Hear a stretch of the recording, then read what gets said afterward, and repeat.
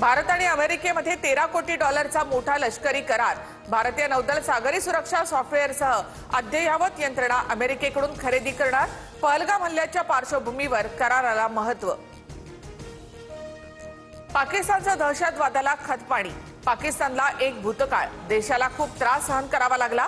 एका वृत्तवाहिनीला दिलेल्या मुलाखतीमध्ये बिलावल भुट्टोचं वक्तव्य। कर्जमाफीचं आश्वासन कोणी दिलं? मी तर दिलेलं नाही। शेतकरी कर्जमाफीवरून अजित पवार यांनी हात झटकले। महाराष्ट्र गुजरातसह 14 राज्यांमध्ये उष्णतेची लाट धडकणार। मुंबई आणि उपनगरामध्ये तापमानात 2 ते 3 अंशांची कमी होण्याची शक्यता।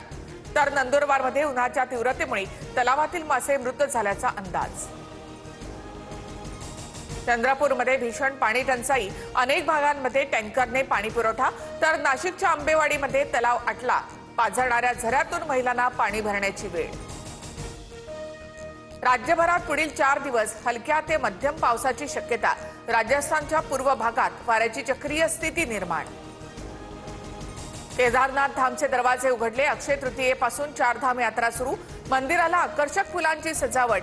सजावटीसाठी 108 क्विंटल फुलांचा वापर।